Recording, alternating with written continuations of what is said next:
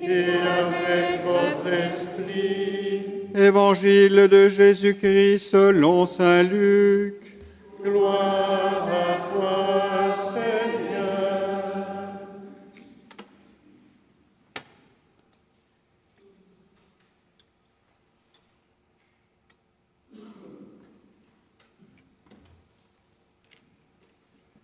En ce temps-là, les foules qui venaient se faire baptiser par Jean lui demandaient « Que devons-nous faire ?» Jean leur répondait « Celui qui a 2 vêtements qu'il partage avec celui qui n'en a pas, et celui qui a de quoi manger qu'il fasse de même. » Des publicains, c'est-à-dire des collecteurs d'impôts, vinrent aussi pour être baptisés. Ils lui dirent « Maître, que devons-nous faire ?» Il leur répondit « N'exigez rien de plus que ce qui vous est fixé. » Des soldats lui demandèrent à leur tour « Et nous, que devons-nous faire ?» Il leur répondit « Ne faites violence à personne, n'accusez personne à tort et contentez-vous de votre solde. » Or le peuple était en attente, et tous se demandaient en eux-mêmes si Jean n'était pas le Christ. Jean s'adressa alors à tous. « Moi, je vous baptise avec de l'eau, mais il vient celui qui est plus fort que moi. Je ne suis pas digne de dénouer la courroie de ses sandales. Lui vous baptisera dans l'Esprit Saint et le feu. Il tient à la main la pelle à vanner pour nettoyer son aire à battre le blé, et il amassera le grain dans son grenier. Quant à la paille, il la brûlera au feu qui ne s'éteint pas. » Par beaucoup d'autres exhortations encore, il annonçait au peuple la bonne nouvelle. Acclamons la parole de Dieu. Louange à toi, Seigneur Jésus.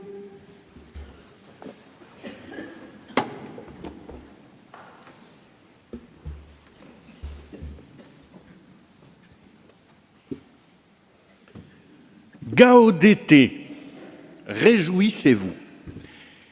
L'antienne d'ouverture de la messe de ce dimanche, c'est Gaudete, réjouissez-vous. Il y aura un autre dimanche rose pendant le carême, voilà, l'étaré. Réjouissez-vous aussi. Oui, il y a de la joie au fond du mystère chrétien. Et ce 3e dimanche de l'Avent est toujours dédié à la joie.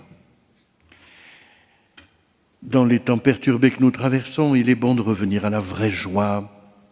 Pas la joie bruyante, aguicheuse, de la consommation aveugle. Pas la joie qui distrait. Pas la joie qui disperse l'attention. Non, non, non, non, non. La vraie joie, celle qui illumine l'intime de notre âme. La joie qui rend fort. La joie qui rend généreux. Pour mieux comprendre cette joie, il nous faut revenir au texte de Sophonie que nous avons entendu tout à l'heure. Faire l'expérience de la joie, c'est faire l'expérience de la proximité de Dieu, nous dit-il. Pourquoi est-ce que nous sommes joyeux ? Parce que Dieu est proche. Pourquoi les Corses sont joyeux aujourd'hui ? Parce qu'en voyant le pape, ils se disent que Dieu est proche. Et alors ça fait de la joie. Si Dieu est proche, nous sommes dans la joie. C'est ce que nous disait Sophonie. Le Seigneur, ton Dieu, est en toi. Voilà la cause, l'origine secrète de la joie de celui qui croit. Le Seigneur est en toi. Tout proche, si proche. Je me souviens que mon grand-père aimait prier l'Angélus en latin. Il était professeur de lettres. Et verbum caro factum est habitavit in nobis. In nobis. Et mon grand-père en profitait pour faire une petite leçon de latin.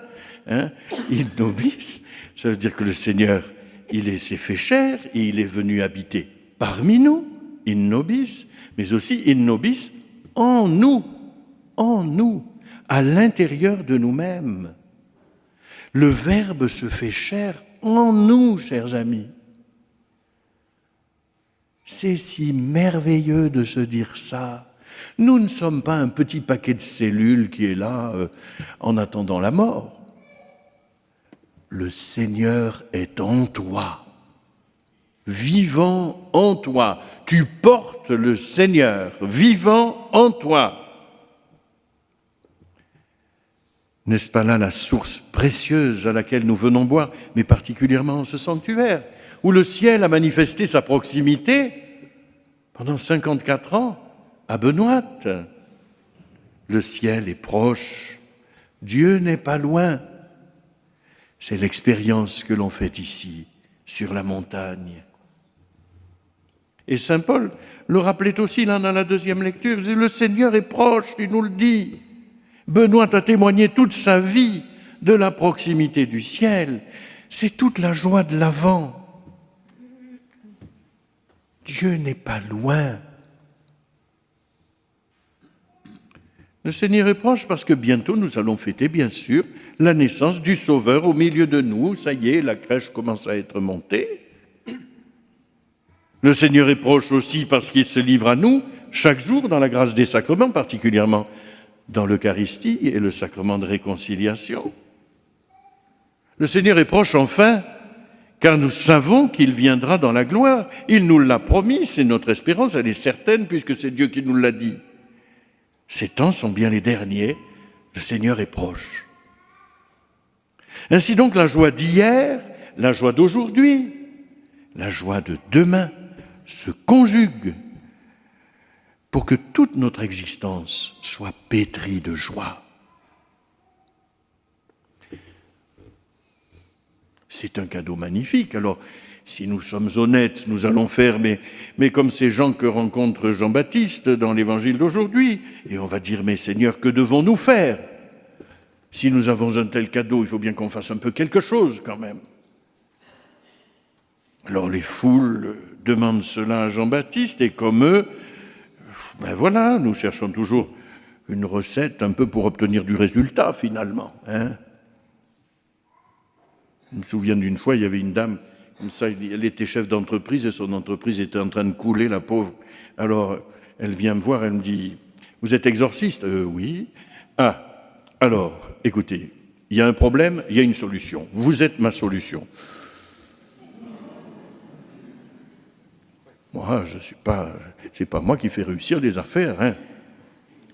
Et on est comme ça, on dit, tiens, il y a un problème, pof, il y a une solution. Qu'est-ce qu'on doit faire? Alors, on est prêt à faire des tas d'efforts pour le Seigneur. Puis d'ailleurs, on en fait. Puis Jean-Baptiste, mais il ouvre des pistes concrètes. Il dit, mais partagez vos vêtements, partagez votre nourriture, ne faites violence à personne, n'accusez personne à tort. Contentez-vous de votre solde, dit-il aux militaires. Mais vous voyez que le Seigneur n'attend pas de nous des choses impossibles. Il ne nous demande pas de monter à 5 heures du matin au col de l'Ange. Dieu n'attend pas de nous des choses impossibles. Il n'attend pas de nous des actes de pénitence sensationnels. Non, non, non, non, non. Il nous faut commencer par des choses simples. Ce que Dieu attend de nous, nous dit finalement Jean-Baptiste, c'est que nous nous conduisions honnêtement, bien faire les petites choses simples, les faire bien. C'est ça, se préparer à la joie simple et profonde de Noël. Alors au milieu des hurlements de l'Assemblée nationale, au milieu de la fragilité de tous les systèmes qui nous entourent, au milieu des guerres, au milieu des catastrophes météorologiques, nous pensons bien sûr ce matin aux pauvres Mahorais, eh bien, au milieu de tout cela, faisons bien les choses simples. Voilà. Le Seigneur n'attend pas de nous de l'héroïsme, mais une fidélité sans faille aux petites choses de tous les jours. L'homme d'aujourd'hui peut tourner le dos au Seigneur. Le Seigneur continuera à lui ouvrir les bras au fond de sa crèche, vous savez. C'est un sauveur qui vient à nous. Ce n'est pas un sage des temps anciens. C'est un sauveur.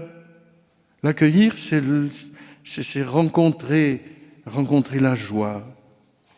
Le Christ est notre joie. C'est ça la joie des santons. Ils sont déjà en avance. Regardez-les là-bas au fond. Hein. Ils sont déjà en avance. Ils sont arrivés vite. Ils sont si heureux. Cette joie, c'est Jésus. Ils l'attendent. Et cette joie, personne ne pourra la leur prendre. Voyez-vous, on peut nous prendre bien des choses. Mais si le Seigneur est en nous, personne ne pourra nous l'arracher. Cette joie, personne ne pourra nous l'enlever. Car la joie parfaite a désormais un visage. Ce visage, c'est le visage du Christ. Un vieil adage de l'Église dit « chair du Christ, chair de Marie ».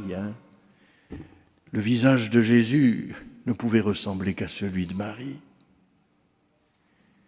Ce visage du Christ, c'est le visage de la joie, chers amis. Ce petit enfant que la Vierge nous présentera au soir de Noël, ce sera le visage de notre joie. Que ce visage s'imprime dans le plus secret de notre âme, et la joie paisible et la joie puissante de Noël se dévoilera à nous comme une joie qui sauve, une joie qui relève, une joie qui fait de nous des apôtres brûlants de l'Évangile. Amen.